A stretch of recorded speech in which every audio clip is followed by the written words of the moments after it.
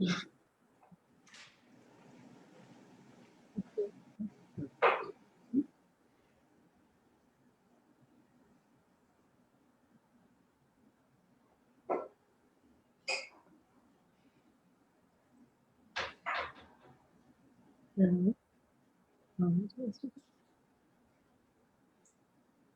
right, Magda, we are now live. Yes. I want to say this first. Welcome to Center Stage. I can't hear you well. Welcome to I have heard you before, but now you again, it's muffled. They don't talk to you yet. Okay. Okay, so welcome to the Center Stage with Red Letter Awards. Spirit of Love winner Magda. I can't hear you. I can't hear you.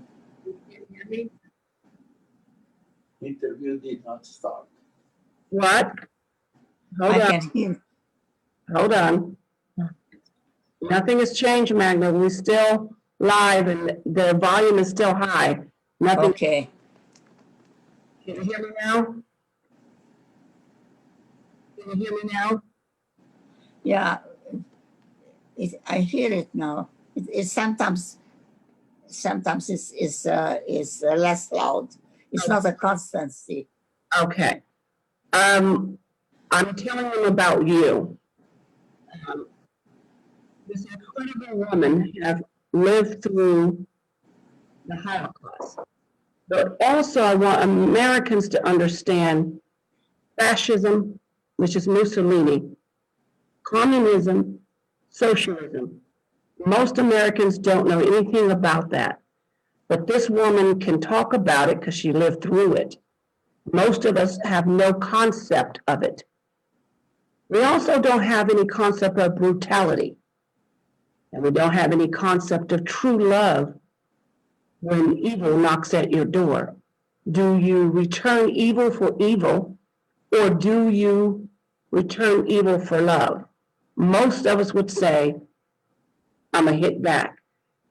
This incredible woman didn't hit back when she had the opportunity to hit back. And that's what I want to talk about today, because what we see in our world today is this evil that lurks. And it's amazing how no one is seeing it. The similarities, the churches being closed, the synagogues being closed, taking property away from others, giving it to others. We are not seeing the same thing happen today, happen in her time point.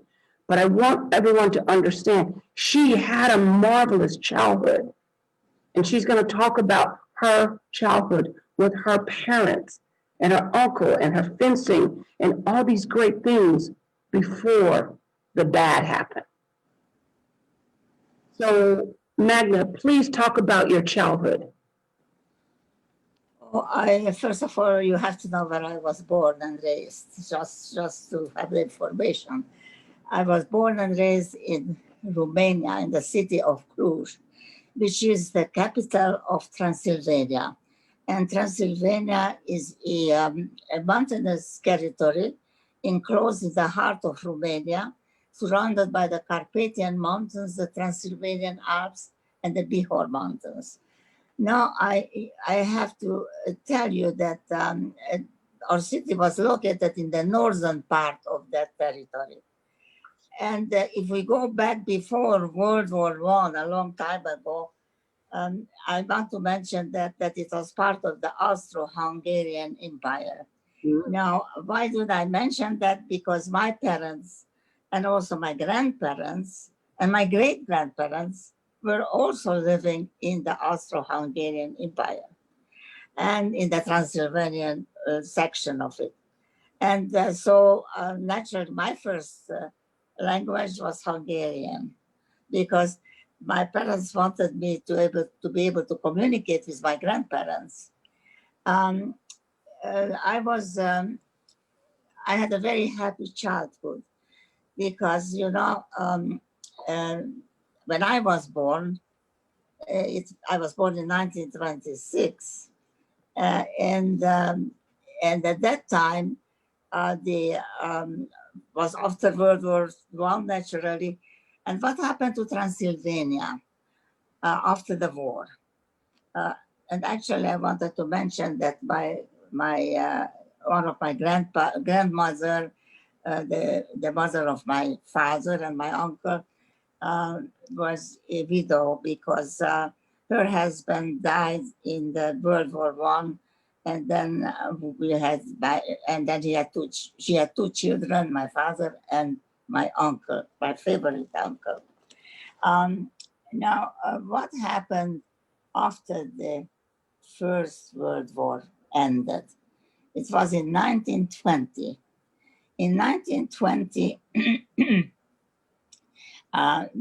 this Transylvania, and including the city of Cluj, the capital of Transylvania, was annexed to Romania. And why? Because Hungary lost the war, and so the Romanians were the side of the Allies, and they were rewarded. But the Hungarians were punished because the whole Transylvania was cut out of them, and I think 7 other cities. Um, so, so, so then he started the Romanian government there.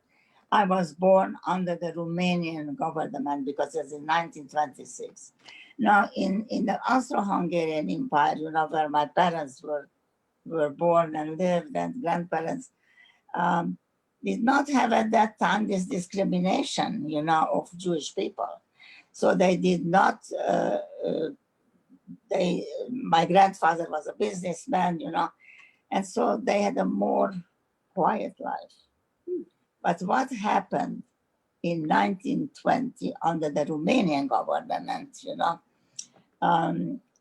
at the time that I was born, and I was born in 1926, at that time, my grandparents, were well-to-do people. My grandfather was a very talented businessman, and he was a self-made person. He didn't have any money to start with, but with his own ideas and talents, he became very successful. So by the time I was born, he had a alcohol factory. He had a big estate where they produced milk and other dairy products.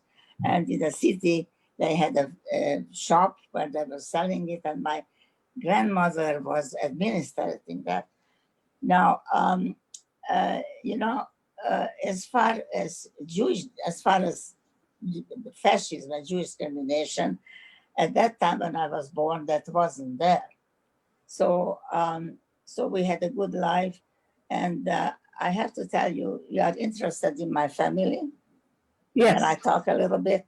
Yes. Because we had a very interesting family situation. As I mentioned to you before, my grandmother was a widower. Now, it happened so that the uncle of my mother, he was a Solomon family, and my grandmother was from the Kotz family, So what happened that the two of them met, at some occasion, and they fell in love with each other. Now, I have to tell you that because my grandfather was a widower, and he had 10 children. His wife died in the 10th childbirth. Wow. And my grandmother had 2 children. So that my family thought that she's absolutely crazy, marrying a man with 10 children to be stepmother. I have to tell you that because I'm very proud.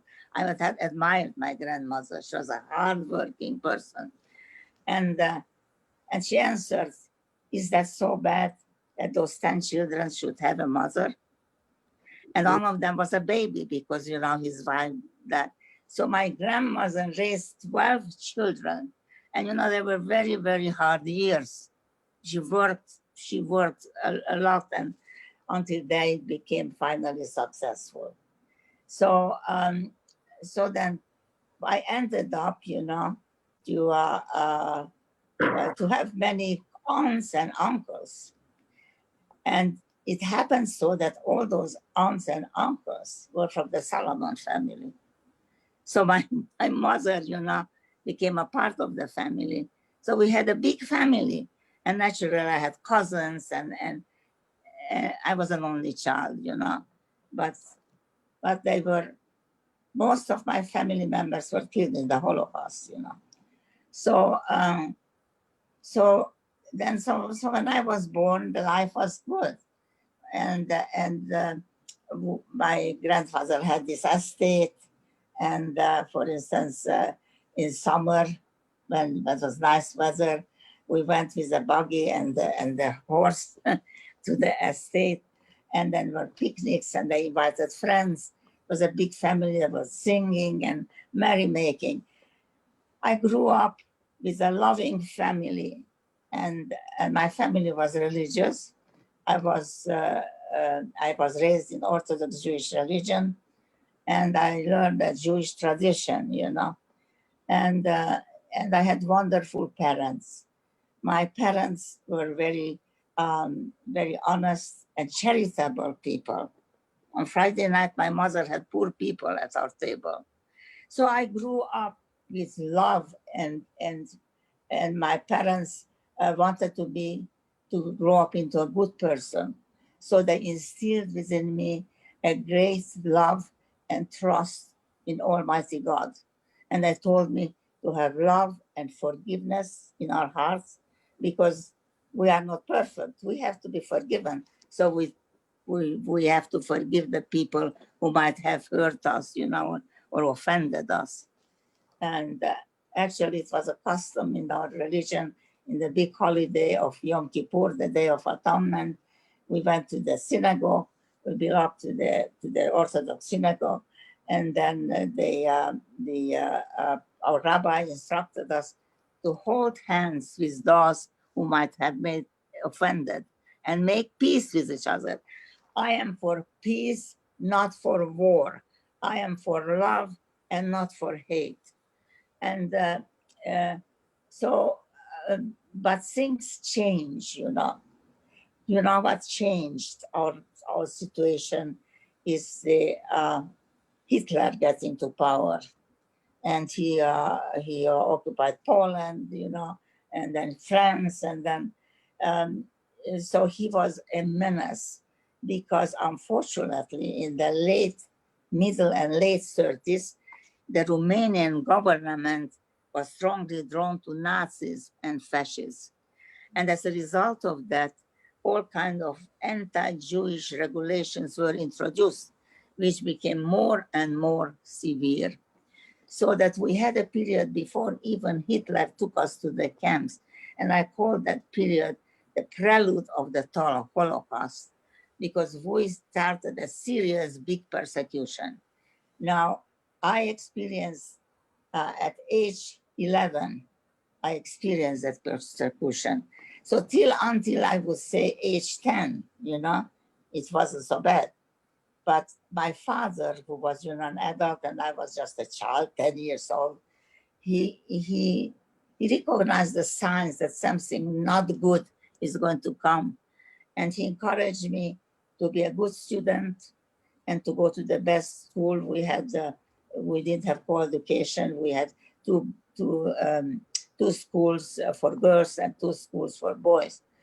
And one of the schools, it was called Queen Mary, was the best girls' school. And we did know at that time that it became the most anti-Semitic school that you can think of. So at age 10, my father said, and choose works towards a career, because I was career-minded. I wanted to have a profession. He said something that is needed. So maybe it's good for you to go to medical school, but then you have to have good grades, good school, so that you can get in the best university. And I promised my father, and I was, when I entered elementary school, I promised him that at the end of the year, I will be first in my class. And I didn't know a single word of Romanian, and I went to Romania. That was a Romanian school. And I have a good memory, so I memorized things, and I didn't know even what I was talking, but it looked like I am getting very good. Now, what happened when I finished the fourth elementary schools? That's when things started. So our system was that we had 4 elementary schools, 8 high schools, and then we had big exams, and then you went to the university, whatever profession you wanted. So what happened? The first anti-Jewish, very bad anti-Jewish regulation came in function, and I was 11 years old. And I didn't know what it means to be Jewish, because I never encountered hatred for Jewish people, and the things that the Nazis and the had, had in their hearts to destroy us. So it came out the first law, anti-Jewish law, the law of numerus clausus, which meant that only a very small number of Jewish students would enter high school. And if you were Jewish, you had to have almost a perfect grade when you made the exam, because we had an exam after we finished elementary school to go to high school. And so Jewish, the highest grade was 10. You were Jewish, you had to score at least 9.6 or 9.8. So you had to have almost a perfect grade. But I was determined, at that time, I was also a fencer, because my uncle, who was killed in the Holocaust, he was a fencing champion of Romania. He was a very well-known athlete, and he didn't have children of his own. So I was like his little girl, and if he would have had a little girl, he would have taught that girl fencing. So he came and he told me we had a nice exercise. We are going to run, and we are going to jump rope and do all kinds of calisthenics. And I went for that, I was thought it's fun. So then he started to teach me fencing, and fencing is a very, very competitive force, and it's like chess. It's mental and physical. You have to move, you have to plan your movements, and you have to be really very fast and in good condition. So he trained me he started training me, and he discovered that I inherited his talent. And so he encouraged me. And at the beginning, I was complaining, I have pain in my muscles, I don't want to do this. And then he asked me a question, and I was at that time, I think maybe 6 or 7 years old. He said, "And don't you want to be a champion like me?" I said, yes, I want. Okay, then you have to take everything that goes along, that you have to train for it. You have to put your mind and soul and heart into that. And I did, because I had a passion for that sport.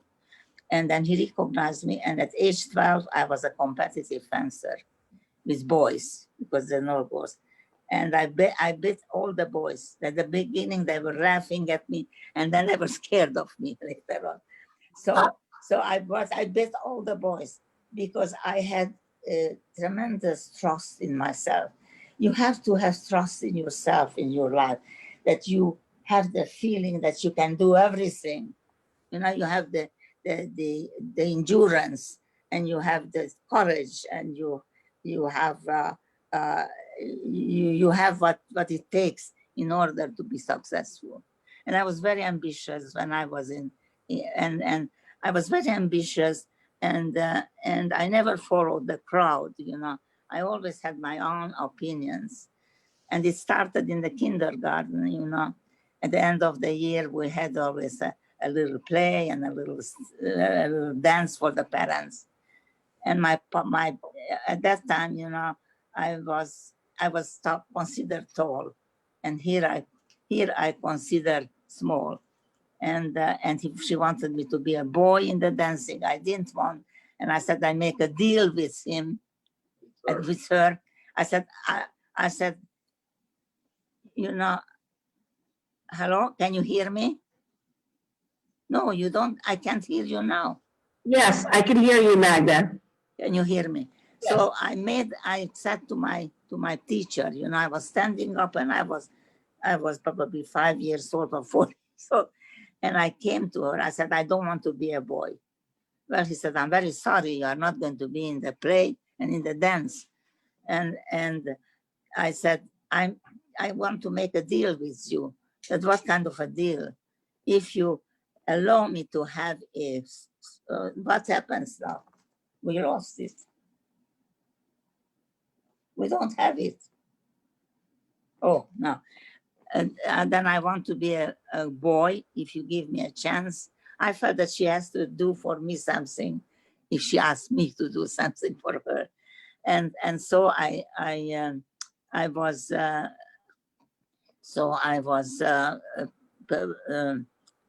auditioning for her, and in the play I was a boy, and I had a solo dance, and in the play I was a girl, and had my main role. In the dance I was a boy, and I was also in the group dance. So you see, I had and I have my own feelings, how I feel about hatred. Hatred is an evil force.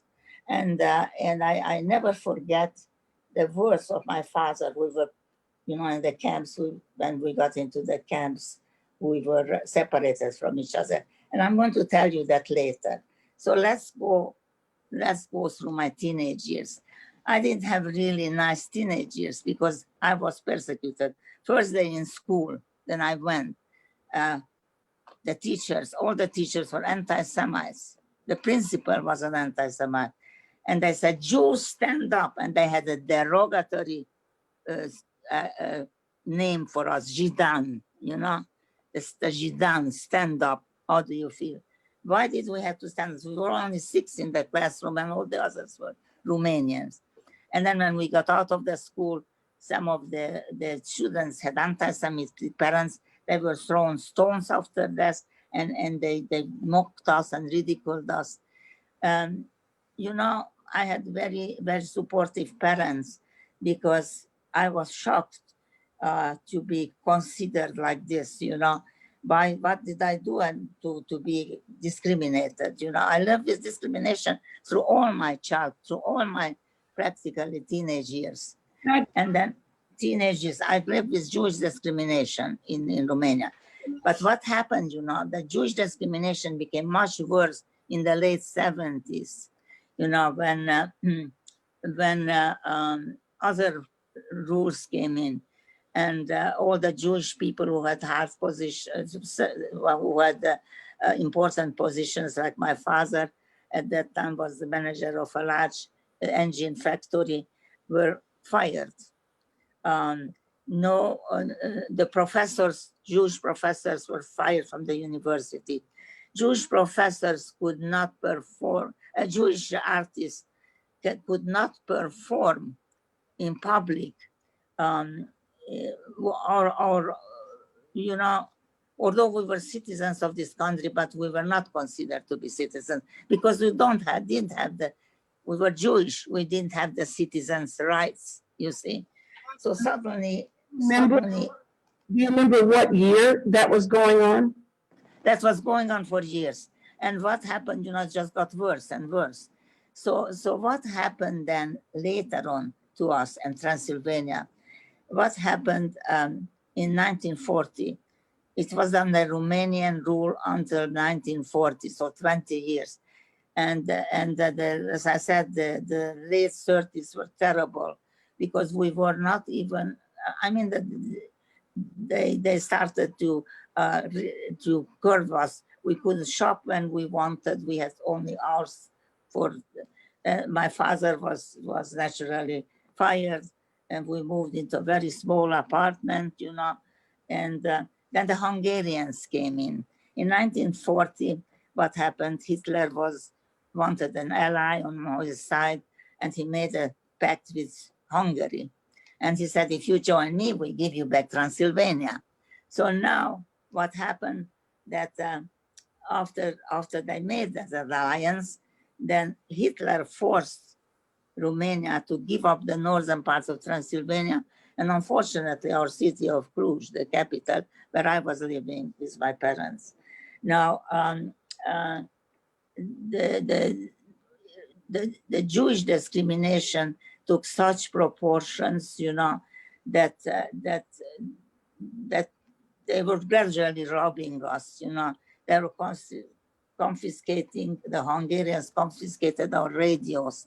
They confiscated our jewelry. They, you know, we were already impoverished because they took away the whole business of my grandfathers, you know. They came to the estate, and which was run by two of the sons, and they said, "You get out, and that otherwise we shoot you." They walked out for something, for a place that they created, my family created, and now they confiscated. You see, so by that, before the Germans came, we were already persecuted. It was like the beginning of the prelude to the Holocaust, you know, and with all the terrible persecutions that they did to us, you know. Nevertheless, the German occupation then brought terrible events to Mag, the Jews. hold on. What about the synagogues? Were the synagogues still open? The synagogue was, let me see, was under Hungarians, no. We were, you know, the Hungarians were just like the Nazis. And I can tell you, they have the Hungarian police, special police, calling the gendarmes. And they came into your house, they took away your radios. And if somebody had a fur coat, we had a cold climate there, you know, we had harsh winters.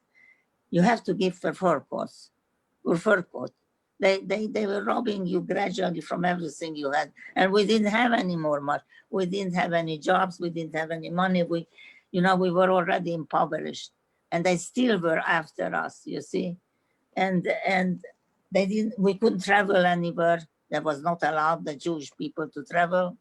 So that we are a sitting duck for them, you know, to persecute us. And so I lived through slavery because that was discrimination in very big measures. But then the German occupation brought us catastrophe, you know, the Jewish people. And what did they do? They occupied our place in 1944. So Hungary was for 40 years, you know, a ruler. But then Germany, they wanted to get out of the alliance. And Hitler was terribly upset, and Germany invaded Hungary and also occupied the northern part of Transylvania, city of Cluj, which was part of Hungary. So then I was living there with my family. And you know, I don't think that people know what really Nazism is. No. And I hope that never, ever will experience that, what I experienced. And I just tell you what happened so that you see the ultimate persecution. It wasn't any more persecution, it was genocide. It turned into killing us, not only robbing us and taking away our livelihood and impoverishing us, but killing us. For what? For what? What crime did we do that? Now, you know, I was 18 years old when Germany invaded our city. And so I was a young teenager, you know, and so they occupied it in 1944, 4 years, you know, after Hungarian rule. And that was April 27, 1944. And 1 month after the occupation, all the Jewish people, all the people of Jewish faith were forced to sew on our clothing the six-pointed Star of David, the symbol of Judaism. But it has to be yellow. The yellow symbolizes the dirty Jew.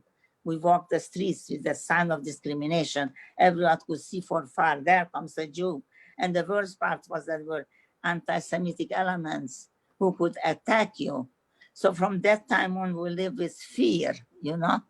And if my parents, my father would have had some Hungarian friends who could not see us destitute because he had no job. They give him clandestine some bookkeeping jobs, you know, because my father was very good on it. And they were very brave, because if they would have been found to do that, they would have been killed, you see, for that, helping a Jew. Now, that was 1 month after the occupation, we had to do that. How did you think we felt? And then the restrictions were horrible from there on. That was horrible. And then what happened 2 months after the occupation? 2 months after the occupation, they invaded our home, the Hungarian special police, the gendarmes, and we were taken out by force from our home. And after that, the homes were looted, and we were taken out of to the outskirts of the city at the site of an old abandoned brick factory. We slept on the bare ground, and we had very little food. And then that was happening in May 1944. And towards the end of May, we were taken from there and to the German concentration camps. And we were taken in cattle wagons, in these small compartments. They put 100 of us. We could hardly move. And then we traveled in them for 3 days, for 3 nights. No food, no drinks. I remember the children crying. It was a terrible ride, you know, and no bathroom facilities. They throw in a pail in the corner for 100 people representing the bathroom, you know. And there were children, there were men, women, old people. So after our 3-day horrible drive, we arrived to my first camp. Now it starts my slavery, and you know, as I survived 3 German concentration camps, horrible one: Auschwitz, Birkenau, Bremen, and Bergen-Belsen. Now, what happened after we arrived in a terrible condition? My first camp was Auschwitz-Birkenau. Was located in Poland, was the largest concentration camp and most infamous one during World War II. You know what really the camp was? Now you are going to hear from a survivor like me. It was an extermination camp. It was equipped with gas chambers, crematory ovens, and and the whole camp was surrounded by barbed wire fences charged with high-intensity electrical current, and by SS Nazi guards, high guard posts who were equipped with machine guns. You couldn't even move only a certain length. And then, you know, when I arrived there in 1944, the war for Germany wasn't going very well. And they were raged, they put out their rage on us, the Jewish people. And the killing was terrible. They were coming wagons, you know, the cattle wagons from Hungary. And then when we got there, it was at first there were the officers, the SS officers of selection, the selection committee. And it was headed by Dr. Joseph Mengele. He was one of the worst Nazi criminal, most terrible one. And I saw him every single day. Now, what happened? He liked to do the selection, you know. So when we arrived, we were separated, the families. First, the man from the woman, man on one side, on one column, woman and children on the other column. And then it started the selection. Dr. Joseph Mengele was a chief selector. He looked and and signaled some people to go to the left and others to the right. We didn't know at that time left meant death and right meant life. Who went to the beds? People not considered useful anymore. All the children, all the babies up to age 14, they were taken away from their parents, and the parents run after each other. I never forget that, you know. And there were shots in there and beatings. It was screamings. Will I ever forget? No. Will I ever forget the murder of my family and also the murder of 6 million Jewish people like me? I never. That's why, you know, my mission is to keep alive the memory of all the victims of the Holocaust. They should be remembered and they should be honored and respected. And the Holocaust should never happen, never ever, or be repeated. So, and I am for love and harmony. I grew up with that, and I'm never going to change. As long as I live, I will never change. Magda, how were the women Nazis? Oh, some of the women were worse than the men. I was in the Hungarian women's camp, and it was about 500 yards from the crematory number 3. And I tell you something. We could see there were about 3 buildings, you know, with crematory ovens and gas chambers. And we lived in primitive barracks, you know, that had holes in the roof and holes among the primitive boards of the walls in between. And I could see, and we could see the flames and the smoke belching from these high chimneys. And the air was filled with a strange, sickening smell of burning flesh. Who was burning there? Our families. I mean, you know, many people in Auschwitz committed suicide. They ran into the fire, you know, because they didn't find dignity and no humiliation in death. And I was very strong, you know, because I used to be, at age 15, I was a junior fencing champion, and I was very muscular. So I was selected for the gruesome uh, work unit, you know, we were called the corpse gatherers. And we had to select to gather the corpses from the barracks because people were dying in the barracks from sickness, from the barracks, from behind the barracks. Some were eaten partly by rats because we were invaded by rats too, because of our terrible conditions. We were on a starvation diet. Some among us were selected to be used in horrible criminal medical experiments in the laboratories of Dr. Joseph Mengele. I was a grave digger because even the crematories could not burn all the corpses. So some of them had to be dug pits from them and throw the bodies in and like garbage and then incinerate them. And I was a corpse gatherer. You know, there are no confessions from that here in books that's written by survivors, because there was the greatest mortality. We had very cruel SS guards, you know, coming with us, and so that's what I was in in Auschwitz, a corpse gatherer, and some people died of all kinds of illnesses. We didn't have water, hardly any water. I could not take a shower. We didn't have, and we didn't get any.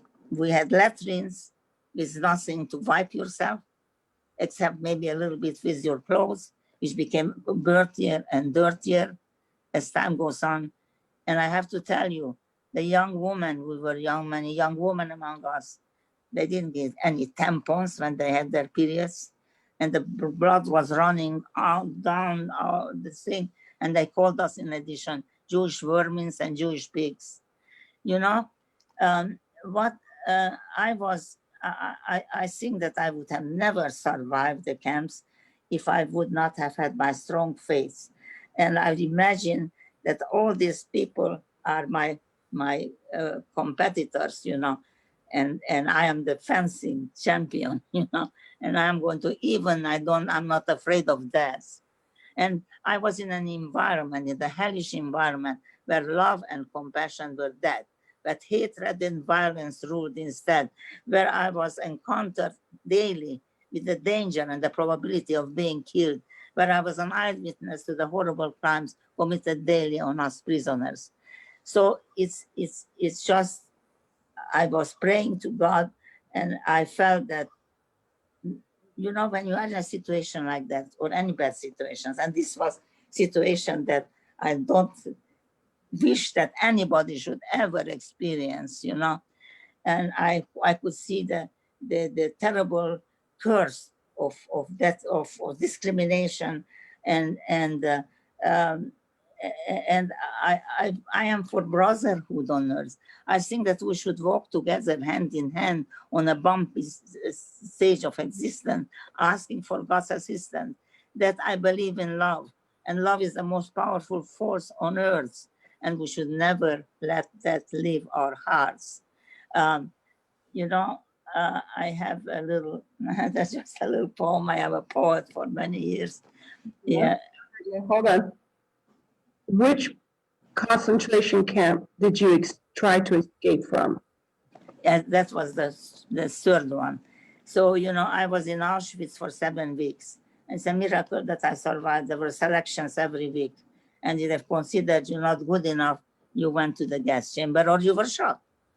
After that period, that's a miracle because, you know, some people got deep depression and there was no help. Others get mental illness. I mean, you lose your mind under situations like that. Yes. But I was still selected for slave labor. Now I was becoming a slave laborer. We were taken to my second camp, which was Bremen. It's a city, it's a big port city, you know, and it was bombed day and night by the Allies. And so we were taken there to clear the ruins, to remove the bodies from the streets, people who were hit by the bombs, they didn't have shelter in time. And you know, it's a back-breaking job, lifting heavy pipes, heavy stones, heavy bricks, and then they take away corpses from the under the ruins and on the streets. You know, in Bremen, I experienced during my captivity the ravages of war, and I pray to God. I pray to God for peace and harmony on earth. I pray to God to get peace, and I felt compassion for the people who were hit by the war. You know, so I was there the whole fall and the whole winter of 1944. And what happened, you know, that at the end of winter, we had poor food, we had not good accommodations, and in Auschwitz, you know, were all these sicknesses that broke out, and so I know what it means to be a slave. They tell you do that.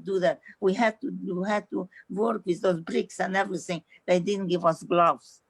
In the winter, they didn't give us any winter clothes. They didn't give us even underwear.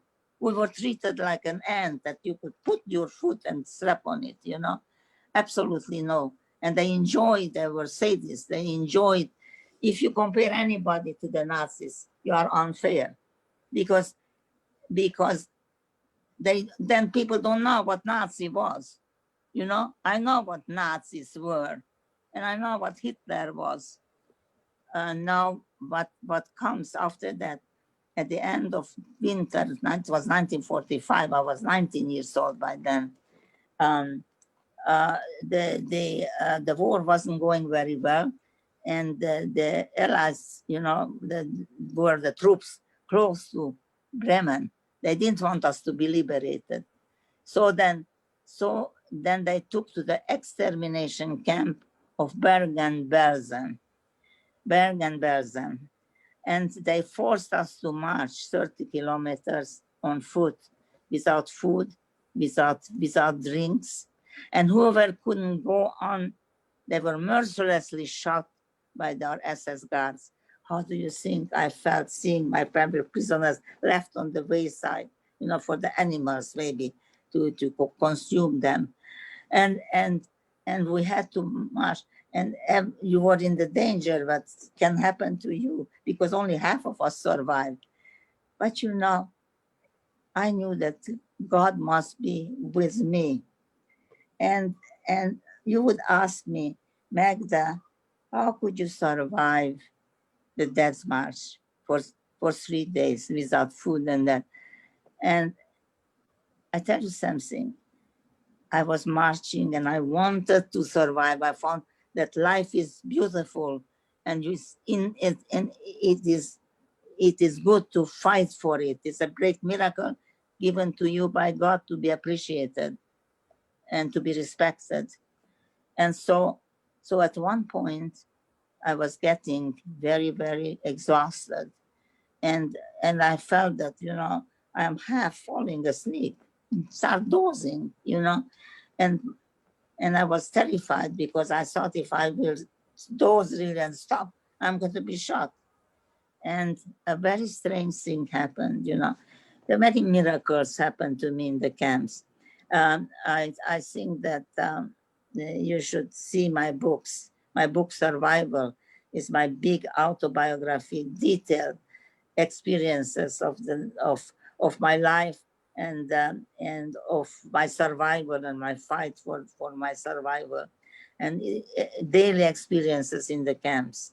And so you are going to learn lots about what really the Holocaust was, what really ultimate terrible discrimination and genocide when people don't know that. There are people who say that it didn't happen.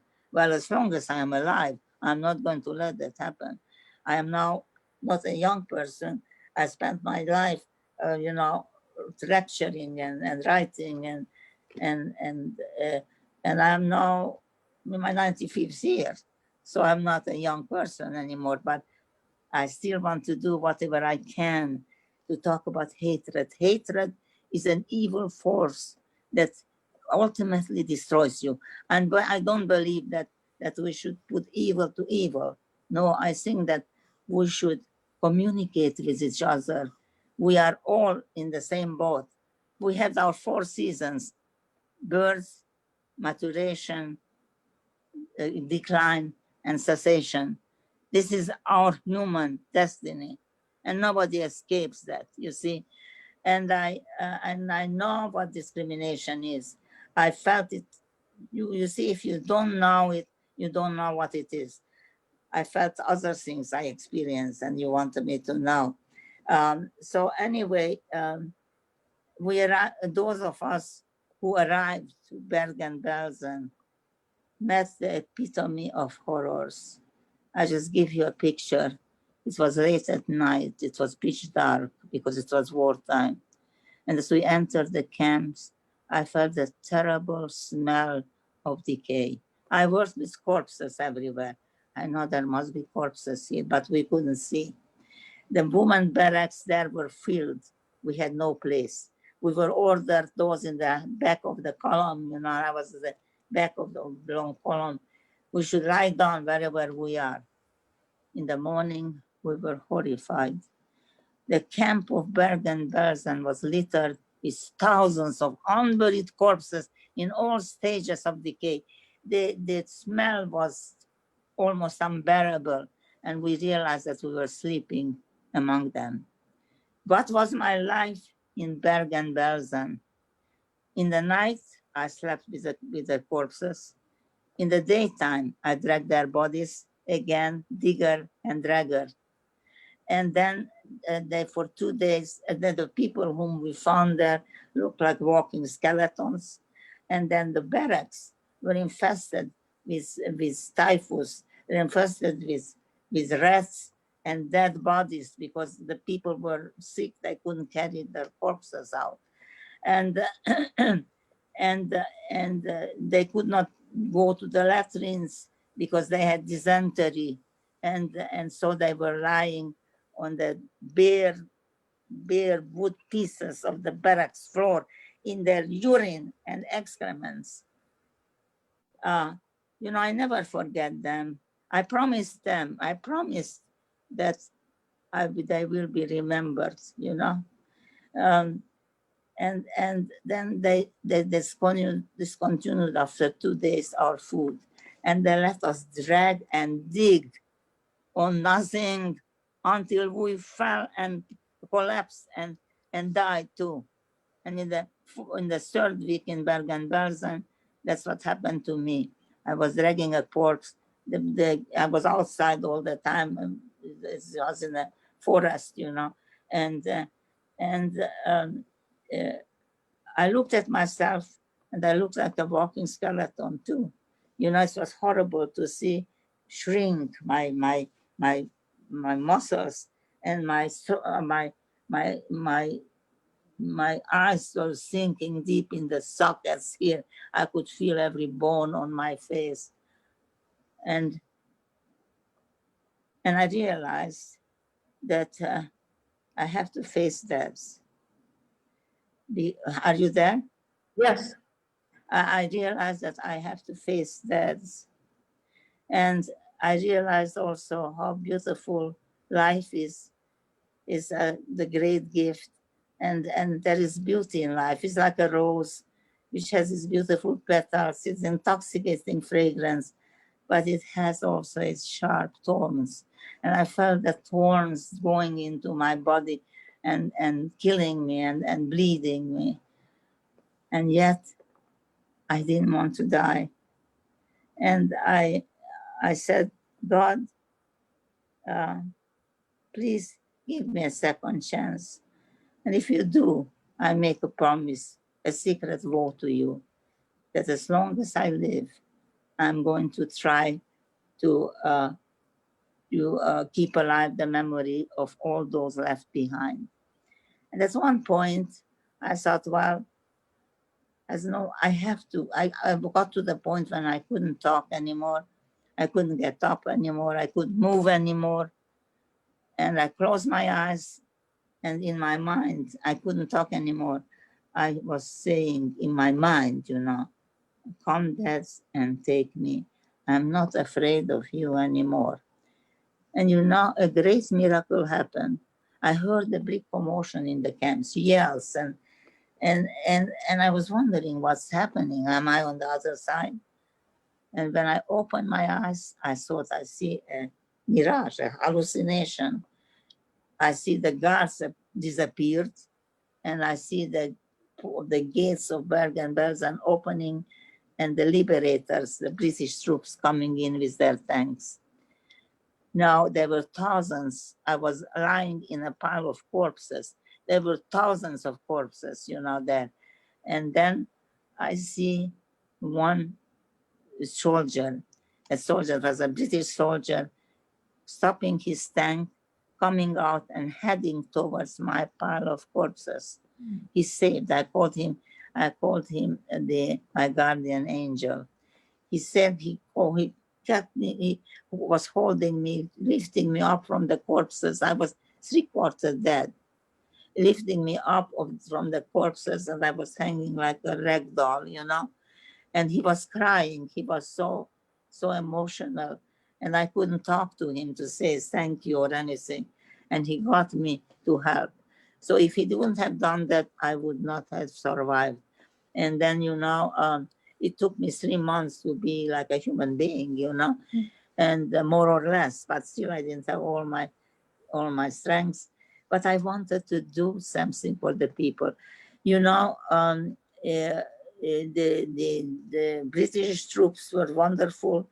They erected hospitals. There were typhus. I mean that the death rate was 800 a day. I mean, it was terrible. And as soon as I was feeling better, I volunteered to work in the typhus hospital. I risked my life. I wanted to help my fellow prisoners, you know. I washed them, I comforted them, I was holding their hands, and I listened to their last moments of life. And and I and those who didn't make it, I was still holding their hands, and and I closed their eyes and said a prayer for them, and I made them a promise that I can never break. I said, "You will be remembered. I'm going to make sure that you will be remembered." And you know, eventually I was repatriated by the help of a Jewish organization and the Red Cross. I was helped to go back home. Magna, let me ask you this. I know you tried to escape twice. Yeah, I was trying to assist. I was beaten very badly because I was found at the gate. You know what I wanted to pass through is the people who carried the food, and I thought that I can kind of go with them, and they were 12 people, you know, and the SS guards counted 13 with me, and he said, "Who is here? The 13? If she's not going to come out, I'm going to shoot all of you." And I knew that she can do it, you know. She doesn't have to account whom he shot. And I came out, and boy, did I was beaten and kicked all the way, but I didn't kill. And nevertheless, I tried the second time. Unfortunately, I met the same SS woman who came and beat me up again, you know. And he said to me, I speak German. He said to me, "If I catch you the third time, I'll be shooting you." And I knew that he meant it, you know. And then I tried not to do anything. So, so, but you know, my wounds healed because you didn't get any help. You didn't get iodine and things to, no, they didn't mind if you died or had an infection, but I healed. You see, I healed. And if you read my book, Survival, now I wrote, you know, I wrote 15 books and I'm writing my 16th one. And I have here my books that if you want to see them, you know. And 1 second. yes, Mm.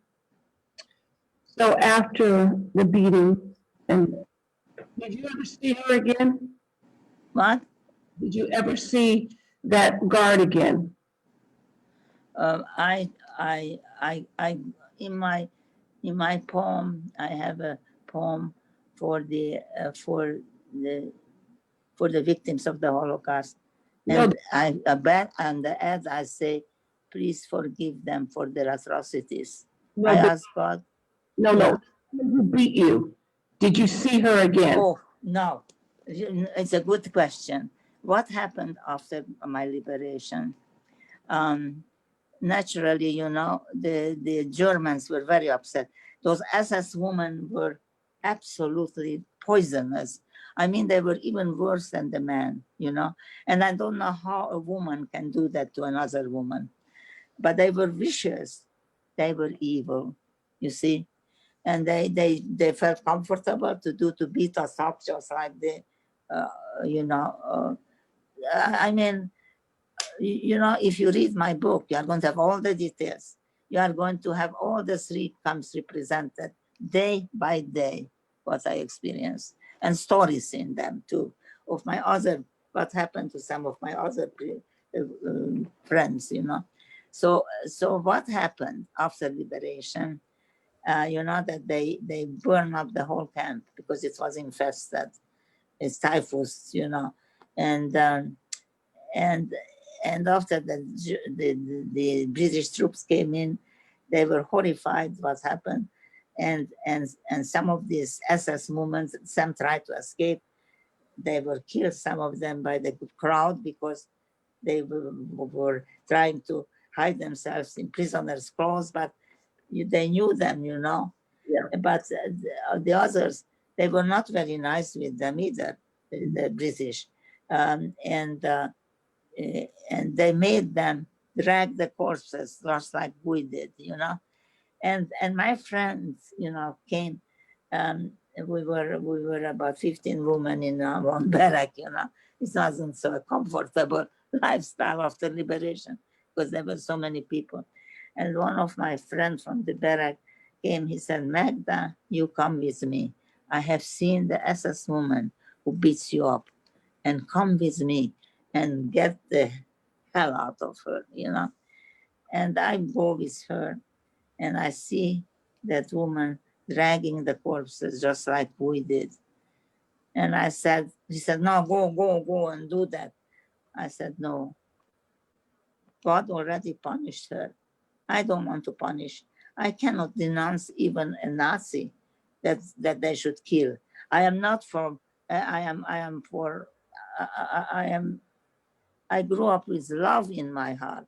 And I appreciate so much that I got that award from from the Letter Awards, the Spirit of Love.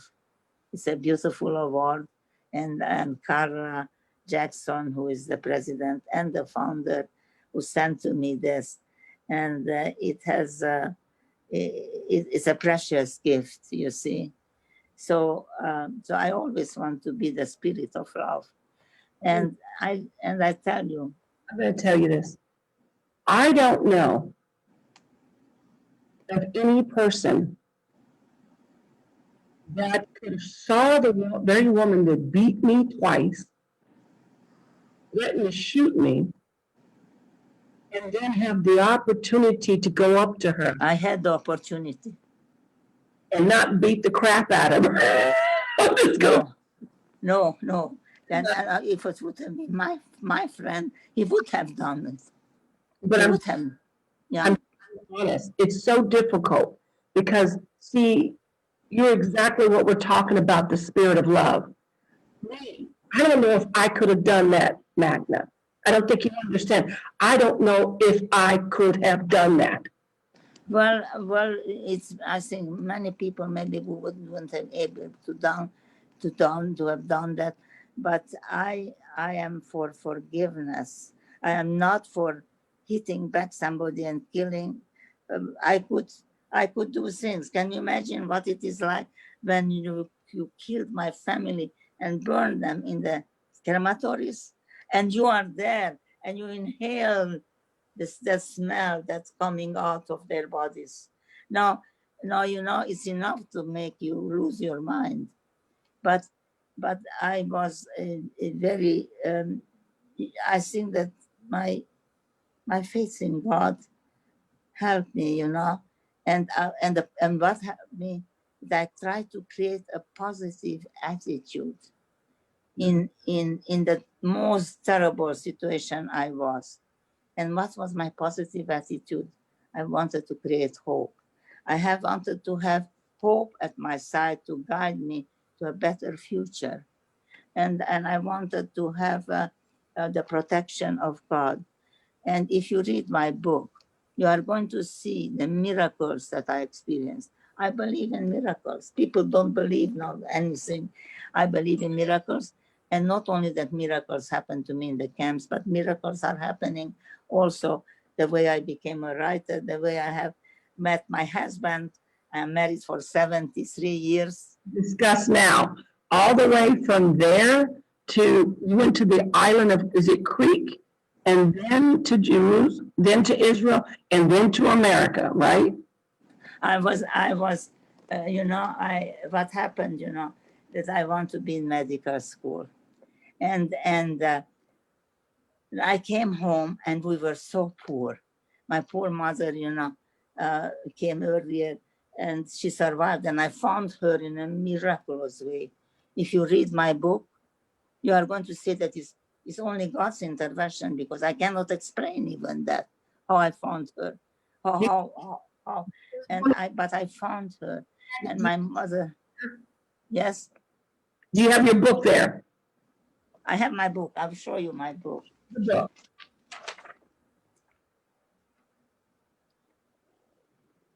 See, this is my book, Survival. A little closer.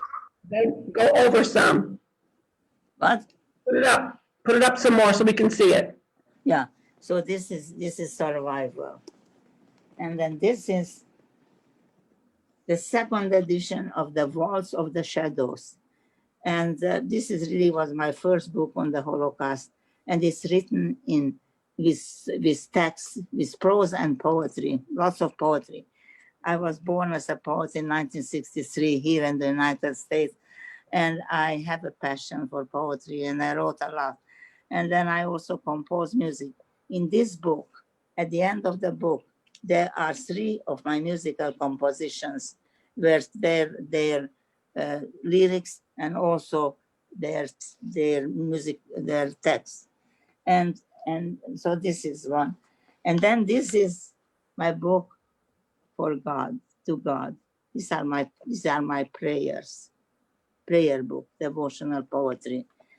And then this is my other book, the Tales of the Magic Forest. And this is a fairy tale book, but you know, it has reality. This is not the fairy tale book that you read. In my case, this has lots of the Holocaust too, because in one of my stories, in one of my stories, you can see how evil came into a peaceful place and what it did, the horrible things. So evil has to be recognized and not let it grow. Violence has to be recognized and not let it go. Violence creates hatred, first of all, and creates divisions. We have to be able to, in any relationship, you know, we have to be able to make concessions and to work together, because otherwise we become the enemy of each other. And so it's always good to have good communication skills, to communicate, to listen to each other and learn from each other. That is my philosophy, you know. We'll have to learn from each other and not hate each other. Magda, what are the 7 things that you hold dear? Remember the 7 things you told me about? What? Yes? Can you say those 7 things? The 7 things? Oh, here, I made let's see, where did I put it now? They're the most amazing 7 things. Yeah. I'm going to read it to you. That these are listed on my, I was so shocked to see my quotations on my spirit of love of ours. Here, hang on to the 3 strong pillars of life: faith, hope, and love. Have courage, fortitude, self-confidence, patience, and endurance to face and overcome life's challenges. Have hope, the best friend of life at your side, to guide you to a better future. Stay away from hatred, which is an evil, destructive force. Be kind, loving, forgiving, compassionate, and respectful. Don't do to others what you wouldn't like to be done to yourself. Start your day with a smile and not a tear, with confidence and no fear. These are the 7 things that I suggest you to keep in mind, because it's very important, you know, and these are the 7 things that kept me alive. This is a kit of survival, you know, and I am working now on my 16th book, and this is going to be a spirit of love book. It's going to be about love, about communication skills. How do we talk to each other? How do we treat each other? And what happens when we don't treat each other good? And I talk about marriage, what is marriage, and the rules of the marriage, and how can we maintain a long-lasting marriage, Okay, so which, you know. hold on. Your husband is 100 years old. Yes. You've been, how long? What? How long have you been married? For 73 years. and it's going to be the 74th this year. I you see, we have true love in our hearts, and true love is unending, you know. It is everlasting, and so we are happy and we are in love with each other at our age. How you met him? Oh, how I met him! You know, I have this. I will write this all in my new book. I have everything. Yeah. How did I met him? My love for him, also with poems and text. How did I met him? I met him after I came home from the camps. You know, after I came home from the camps, I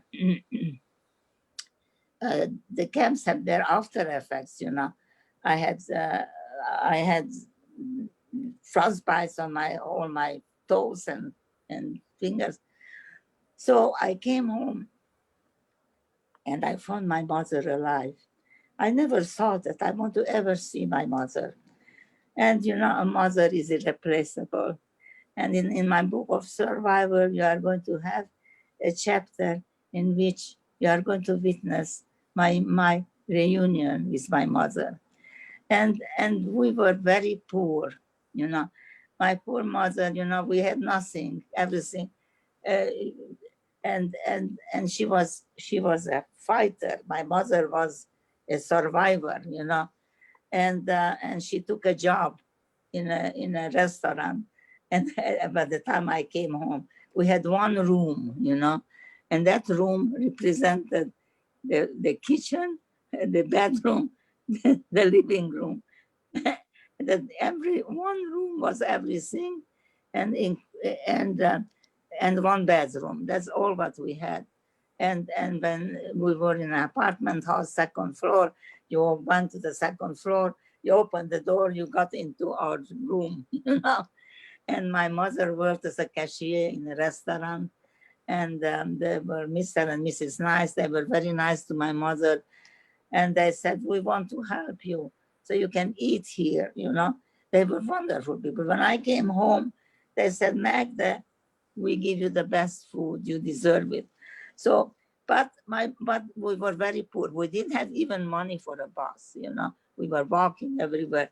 And then and then my mother and I, for 2 months I was home.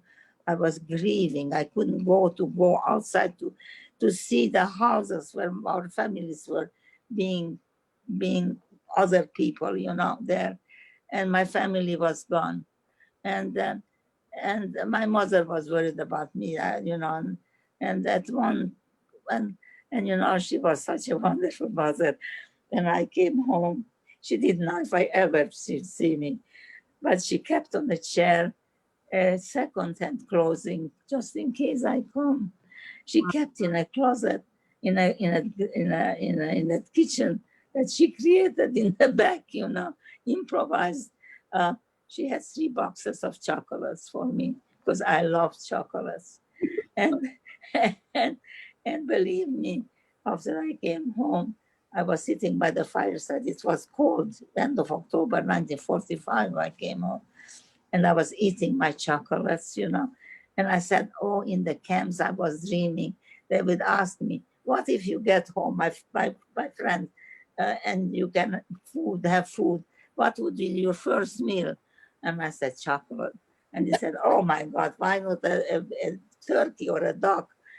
And I came home, and there my mother was, uh, you know, my mother was a wonderful mother, and we had only one bed because we couldn't afford two, and so my mother was sitting at the head, was sleeping in the head of the bed, I in the end of the bed, but we were so happy together.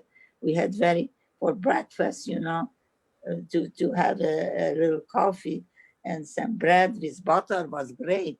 You know, you appreciate what you have, you know, because I was deprived. And as I said, we had not much food because everything was so expensive. We didn't have the money, you know. So for breakfast and a little for dinner, we were at Mr. Nice, you know, but we had to provide some other food, and everything was expensive, so we couldn't afford anything else but bread and butter and maybe a little cheese, and or an omelette, something like that.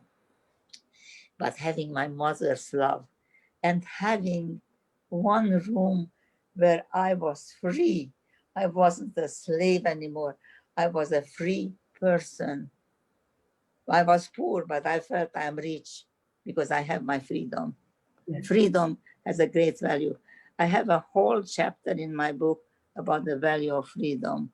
Yes. For being a slave, but my experience is about freedom, So my book is going to be poems to my husband. And I have one poem that I have. Oh, I should show you my book. Here, exactly, I came to that. Here is, if you truly love me. This is dedicated to my husband. And here is our wedding picture, you see. We are both in black. I didn't have money. I got a second-hand black dress and jean and a black suit. But we are happy, and we couldn't afford a big wedding, But we were happy just to get married to our loved ones, And I was lucky. My husband is my first love, and and until I die, he represents for me all the men in the whole world. And he's a retired neurosurgeon. He was a hardworking, and he has his experiences too. Now I would like to read to you one love poem, Yes. and or two, because the second one is the favorite of my husband, and it carries the title of the book. But this is about more, like representing our when we were. I was 20 years old, and my husband was 26 when we got married. And so it's about, will you still love me? Will you still love me when I grow old and gray? Will you still recall the young girl you carried away as your bride on a rainy day in fall? Will you still hold me tight, like on our wedding night? Or will you forget the first day we met in summer when roses were blooming and birds were singing? Will our cheerful laughter still be ringing in your ears? Will you still remember all the happy years we spent together? Please keep the glowing light in your heart for me forever. And I want to read you, if you truly love me. So all these books are available, at Amazon.com. Some of them are in paperback. Most of them are in paperback. Some of them are in hardcovers, and then all of them are on ebooks. Now, I'm talking here about the 10 books that I wrote, through the years. But I have 4 of them from other years, and I will show you them too. But those are only 2 are anymore available. Maybe the other one is available, but I know that 2 are also available in paperbacks at Amazon.com. Now, if you truly love me. One, you gonna read the poem that your husband loves? Beg your pardon? Are you gonna read the poem? Yes, the one that my husband's favorite. Yeah. If you truly love me. If you truly love me, don't count the lines on my face etched by the hand of time. Ignore the gray strands in my hair when I pass my prime. If you truly love me, accept the imperfections of my body. Detect in my eyes the flawless, unaltered beauty of my affection and loyalty. If you truly love me, find lasting use in my passionate heart, committed to you till death will us part. If you truly love me, hold me in esteem and grace. Tell me that I am most precious to you on this earth's face.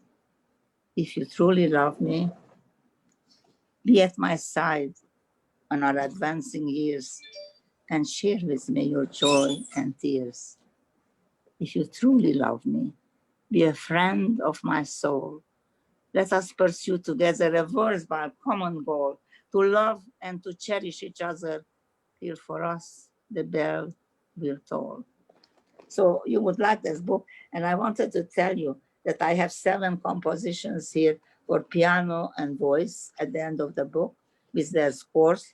And all the beautiful illustrations in my books are done by my daughter, who is a very talented artist and a very gifted, very gifted singer too. She was an opera singer. So let's go. And my other book is Dream World. It has beautiful illustration, all this. Dream World is a very special book. And I wish you would get them, because I will tell you, people don't know exactly what it is. Okay. I wanted to tell you that, the Holocaust, these side effects. And the side effects when I came home were I had horrible nightmares. No wonder, And I had nightmares from 1945, after I came home from the Holocaust. And somehow, in a miraculous way, it lasted a very long time until 1980. And I was so happy, but, when I got married, I was screaming. I told my husband, these are the nightmares. Sometimes I'm screaming now too, because they never stopped really completely. And very frightening, And those are the after effects, the psychological effects, Now, after it stopped for a whole year, I was very happy, Finally, I got rid of it. But know what happened? In 1981, it was my husband's birthday. And that night, I had a strange story, a whole story where I was one of the characters. I dreamed of that I would write a short story, And it was very strange one, and a very strong one. And when I told my husband, I said, I remember everything. And he said, you should record that so that you don't forget it. And I took the recorder and I recorded it for a period of 10 years. What's your name? 10 years? 10 years. What is your name? Carla. Carla. I want to know that I talked to Carla. So, Carla, listen, we didn't see each other, Now, you see what happened after that. It was something that it's a miracle of creativity. God gave me a gift to write, and I was a writer since I was 4 years old. And at 10 years old, I wrote a whole book of short stories until I was 18, you see. And then that guard who came in to take us out, that vicious guard tore it in pieces because I wanted to take it along with me, I never forget that. And so here, interestingly, that my new short stories were born, and they waited until I think it was published in 1913. And then what happened after that was miraculous, because for the next 10 years, I had all these dreams. But in the second session, second 10 years, something happened that some of the, when I recorded, some of my stories were in poetic form. I can write everything in poetry. Poetry is my love. And it was a whole story totally written in poetry form, And then it followed for 10 additional years, prose and poetry, and all of them were written in poetry form in the lesson. So it's 20 years, of this happened. And then After Survival published another books, I had that manuscript, and it was published.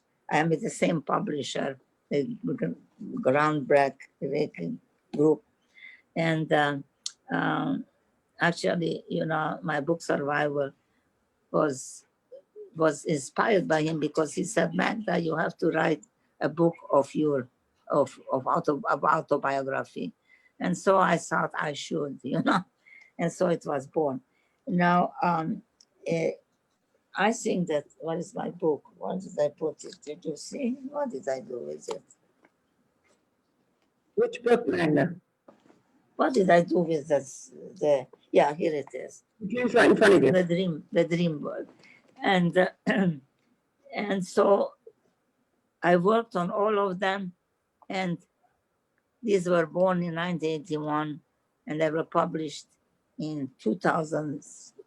I think, let's see what is my publication time. I tell you that because I have. Did you get my list? Yes. Barbara? Yeah. So I have. Let's see when it was published.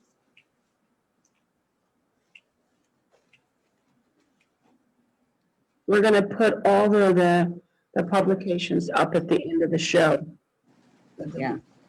So anyway, you were so that is so you can see my books, and then here is my other book, but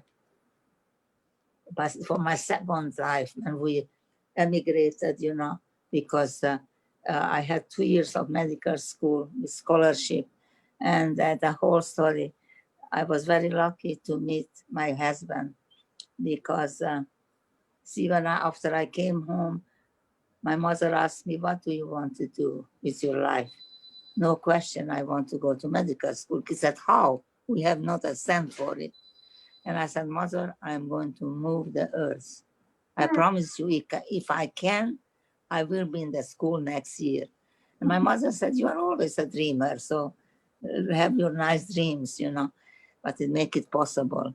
I was studying on my own 11 books in order to finish my high school because I was taken out before my last year and get all the exams. Otherwise, I can't even show myself at the university. And then I found out after I thought I had everything, but it was an entrance exam.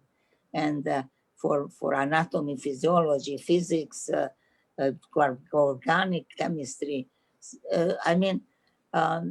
anatomy, and I had no money. And how could I even provide these things? And how can I learn that organic chemistry when I didn't have it? And so I met Jean on the summer. I thought my mother wanted to get me a swimming suit, and she wanted me to enjoy the summer. I said, no, you want to invest me? I want to have one course in literature. And because who knows, I might have to be on a professor, I might not be able to go to medical school. And and so in that summer, I met Jean, and there is a whole story about how we met, and it has lots of humor in it too. And that's going to be in my new book. And my husband, knew how to get the books that you don't have to pay for it. And then he was willing me. He said, I'll give you some tutoring without charge. And he was very helpful. And we studied the whole summer. We fell in love. At the end of the summer, we got married 3 months after the month.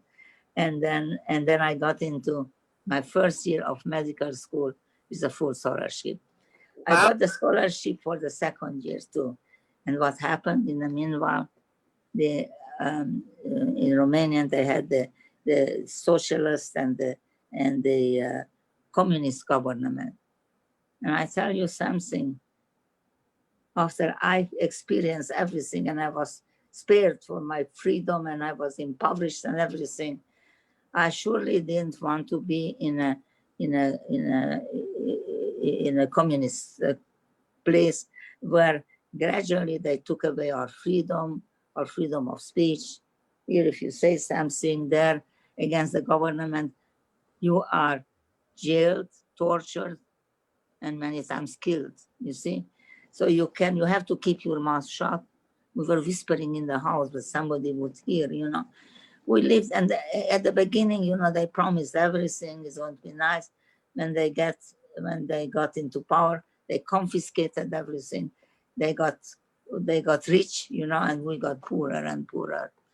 And then that is on, but they infringed upon our freedom and personal life. And we said, what is enough is enough. And we were 16,000 Jewish people who emigrated at that time because we didn't get back anything. The government confiscated all the things. So we were robbed first by the Romanians and the Hungarians, and then the Germans. And now we were robbed in our country by the Romanians.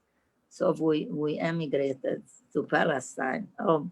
I have, I show you something if you want to know. Let's see, where is that book? What year did you go to Palestine? Well, we went to Palestine in the, you see, in 19, the end of 1947. We know that we wanted to get out from the communist country, Out of the and there was a organized by the Jewish underground in Palestine. At that time, Palestine was under British command, Yeah. and there was the Jewish underground, and they organized an immigration from Romania. We wanted to immigrate 16,000 Jewish people. We wanted to go to a country that it's not going to persecute us, and maybe it's going to become a Jewish country, because it was Palestine before that. So it was it, and I had some Zionists in my family, and they left that when they were young Zionists, and they established kibbutzim there and all that. And so two of my cousins were organizing that because they were involved with the Mossad. And so they put us there. It was a very, very hard journey. 16,000 Jewish people, two big ships with 8,000 on each. It was a dire, very, very hard thing. And we slept on wooden planks. And I can tell you, uh, uh, and uh, and we, but then we were encountered by 8 British battleships, and we were taken prisoner by them. And then we were exiled on the island of Cyprus for a whole year. We lived on the wild seashore in tents, and we had very, very little food, you know, not very poor nutrition. And I worked there as a nurse, and my husband is a physician. And I was on later on, the first I did inoculations for typhus. I inoculated 8,000 people by myself because there were no nurses that head nurse would trust with that, and trusted me because I had medical school. And then I became the helper to my husband. I was his secretary, his surgical nurse, everything you can consider. Then I got pregnant with my son. And then after a year, you know, we emigrated to Israel when in 1938, when Israel was established. And, you know, we're new immigrants. 1948. In 1948. Yeah. And on the ship, you know, on that ship, where we were New York and Pankation. If you look at Google, I'm featuring there too. There's an article about. And my husband met on the same ship that we were, was a neurosurgeon. He was a famous neurosurgeon in Romania. He was Jewish. He didn't want to stay there anymore. And so they became friends. And in Cyprus, our tents were next to each other. And he said, well, if we are going to be free, you come to Israel, to Palestine, then I will train you in neurosurgery, you know. And so it happened that, you know, after a year, and when Israel was established as a Jewish state, then they let us out from Cyprus. But I tell you, it was a hard life in Cyprus. We lived under very trying conditions, you know, and so then we were as I said, in 1948. Um, we we came to Israel In January 1940. January 1948, and my 49. son was born in Israel in a refugee camp, you know, and and and then my daughter was born. My both children are Sabras, you know, Israeli, and then we were for 9 years in Israel, and Dr. Ashkenazi then became trained my husband in neurosurgery, and it takes 5 years to become a neurosurgeon, you know. And after that, he was the youngest chief neurosurgeon in a large hospital, Tel HaShomer, which was in Tel Aviv. And we worked there for 4 years, you know, as a chief neurosurgeon. And then we were in the Sinai War. And, you know, people don't know the history of Israel because you have to live there in order to see the plight of Israel. You know, we had these terrorists attacking us and then going into the like the wedding and killing the bride, the groom.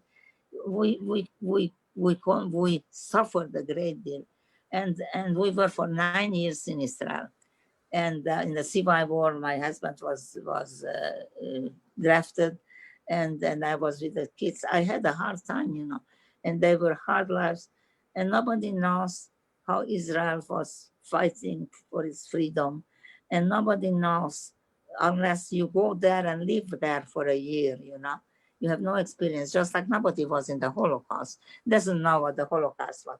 Many people don't know what Israel suffered and Israel's fight to build up and have have to keep all the time the military. I feel sad because, you know, when Israel occupied, when when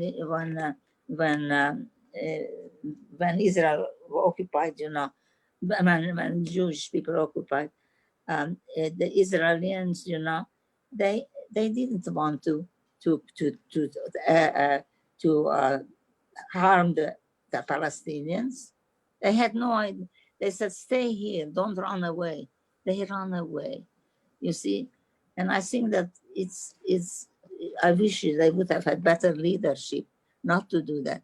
There were some who stayed in Israel. They became successful, and they had a good life now. And so I could see that Israel never was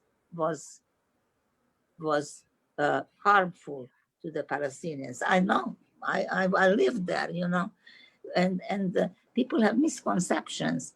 And now, many I'm very sad to see anti-Semitism grow. Why do we have to be again? And the Israeli state, everybody hates and wants to kill it and take more and more territory so that nothing stays from Israel. So why is not the Israeli state even persecuted? Because it's a Jewish state. And you know, I'm very direct. Um, if you ask me questions, I am very direct because I want to tell the truth because I lived that. I have the experience. I had the experience in the Holocaust. I have the experience of living 9 years in Israel. So I hope, you know, I hope that there will be peace. And now there is an attempt, you know, to have peace.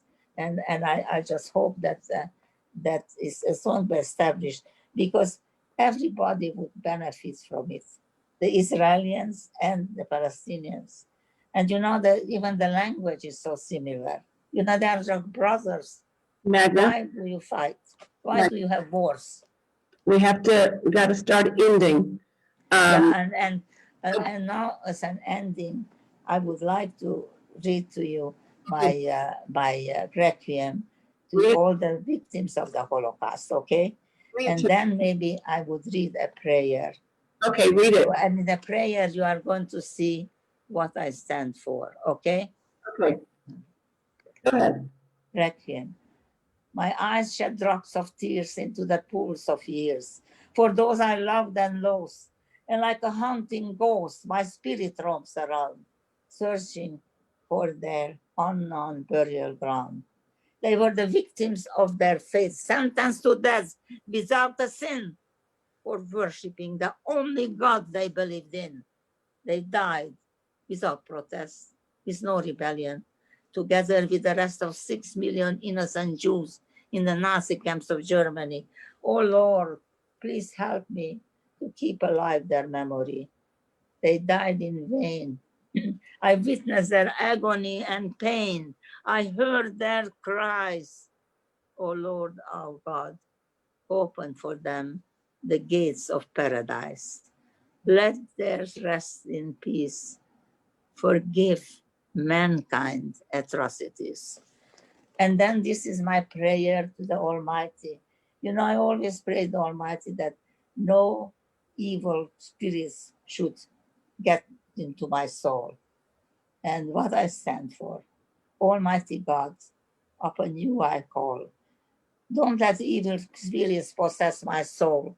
Don't let hatred strangle my love or despair crush my hope. Tie me with the rope of patience to the pillar of strength. When anger erupts in my mind, don't let emotion blind my reason. Teach me the psalm of faith and restore my calm.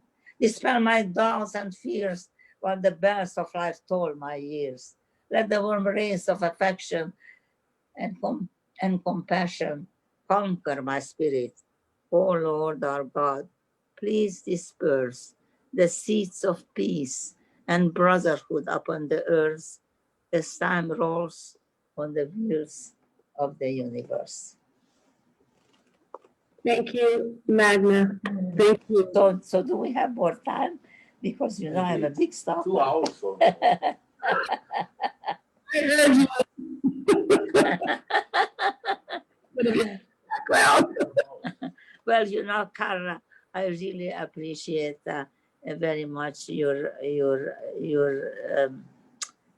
beautiful awards for me. That was, and I was so shocked that my quotations are on it. You know, I was really shocked, and I'm so proud. I'm boasting now to all my friends and everybody, and they want me to make a picture of it and send it to them, which I will do. So I and really I think I always will be the spirit of love, and I will never be the spirit of hatred. And you know, the last words of my father before we were separated from each other were, "My dear child, my daughter, soon we will be separated from each other. I may never return. Please don't cry. Let the flames of hope burn in your heart. Take care of your mother. Cherish and respect her. And don't forget your loving father. Follow follow the broad streets of knowledge, and beware of the dark, narrow alleys of ignorance. Practice the art of forgiveness, love, and tolerance. And that's what I want, to love and forgiveness and tolerance to never leave my heart." And we're going to end on that note. I send out much prayers and much love to you and your family and your lovely husband for putting up with me, and your lovely Monica. I know you hear me somewhere in the background, Monica. Thank you for your patience. God bless. And I will talk to you later. Thank you so much, Magda. Good night. Oh, good night. And I will call you yet. I want to be in touch with you. And thank you for having me and allowing me so much time. I really appreciate that very much. God bless. And now, what are you going to do with this now? Well, it's live, so I will call you later. Okay. Well, Okay. take care and have a good night. You too. Thank you. Thank you, Carla.